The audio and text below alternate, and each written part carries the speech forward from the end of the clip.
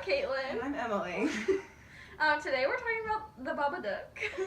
What was the trope? Lightness versus darkness. Oh, okay. I wasn't sure if it was the boogeyman or that one.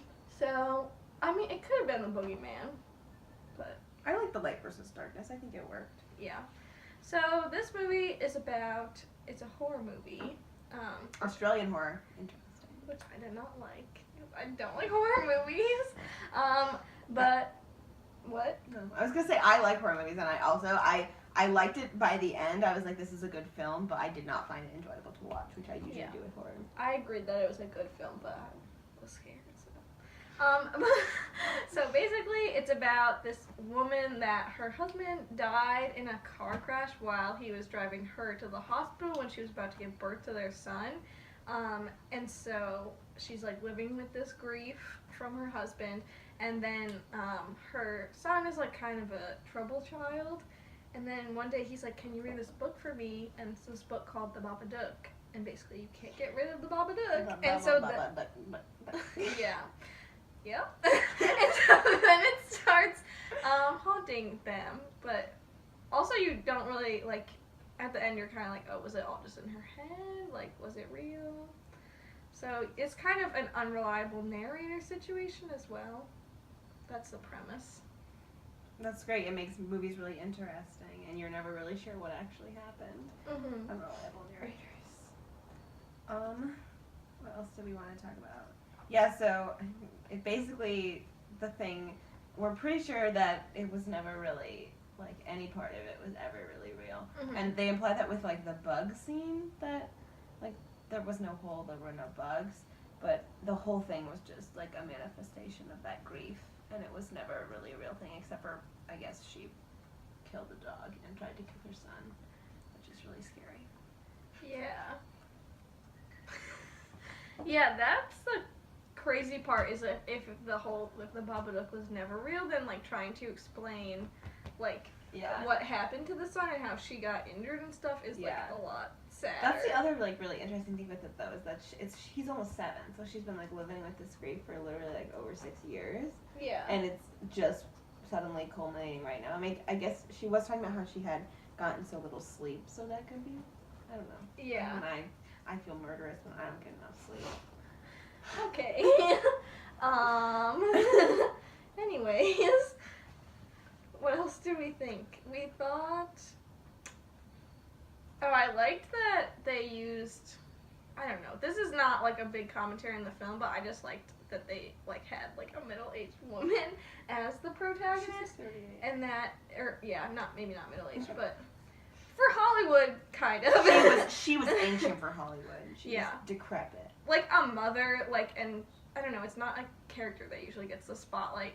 And then also, like, I don't know, that was just interesting that they focused that on her, and that also, like, it was willing to, like, explore mental illness, kind of, like, honestly and openly, and, like, I don't know, like, have a woman suffering from mental illness be the focal point of a film, which I thought that was cool. I liked that about the movie. Also, just, like, you don't often get to see women as, like, so fleshed out characters in a way that they have so many negative traits. Yeah, that's what we were saying, too. It's, like, so she, like, you think that she, like, loves her son, but she, like, feels, like, ish. But she never even says that to him. It's like Lady Bird. Yeah, and then she, like, feels annoyed by him a lot, and you don't really, like, that's kind of something that women aren't allowed to feel, is to, like, genuinely, like, dislike their kids sometimes. So it's interesting to, like, see that explored. Yeah. I feel like that's not a very common thing in any kind of really, like, Western media, is to be able, I guess any media really, to be able to see a woman that is, like, just has so many negative traits and could be seen as, like, such a negative character, and allow her to be, like, sympathetic and and be, like, the protagonist. Exactly. Yeah, so we really liked refreshing. That. Mm-hmm. Especially in horror, which is, like, often the worst of the worst in terms of, like... The slut gets killed, the virgin is final girl. Yeah. What is it, Cabin in the Woods? Yeah. So, yeah, we liked that about it. We were trying to figure out what the worms mean at the end when she feeds. Like, we get what she's doing when she goes down to the basement, we get that part, but why the worms? Yeah. We're interested.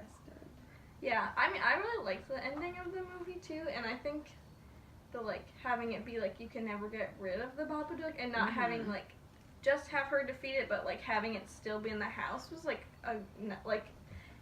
that was a cool way, I think, to like portray grief and like depression. It's kind of, it's something that you live with, but you can like basically like develop like coping strategies. And you address it and you talk about it, whereas in the beginning she was like, we can't talk about it ever. It's just this thing that's in our house and we can never even talk about it to each other.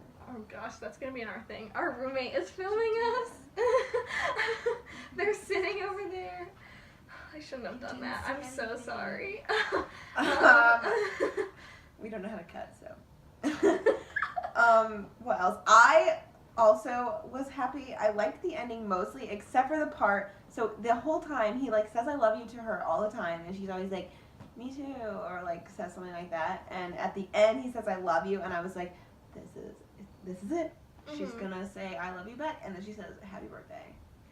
Yeah. Which I get that you probably think it would be cliche for her to say "I love you," but I would have liked that. But also the birthday, she can never celebrate it on the day, so that was a big thing too. So celebrating it on the day, yeah, because of her husband. And appreciating her son's weird quirks. What was her name, the character? I know he was Samuel, but I don't remember her name at any point. Yeah, me neither. The old lady was Gracie. I loved the old lady. We were both really scared that she was either going to be scary or killed. Yeah. Especially when she thinks she sees the Babadook in her house. Oh, when she came to the door, I was like, it's over for her, but then she lived. All about to die. Oh, say the thing you were saying about her saying that.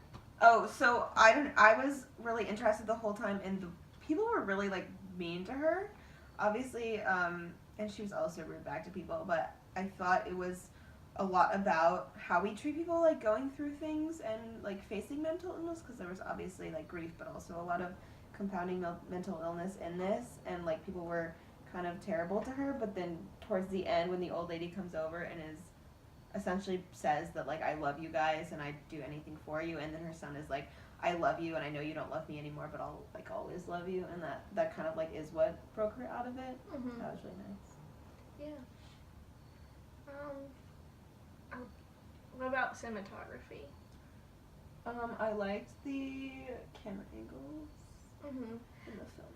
Yeah, I was reading a review that talked about like how it's kind of like the human thing of like you wake up and like you see something on like your door in the middle of the night, and for a second you like think it's a person, and how like the cinematography like kind of played off of that, where like the things would like be in the corner of the shot, and then it would like cut away right as you thought you saw something. They had so many like coats hanging up in places with like a hat on the thing, and I was like, girl, you've got to take these down.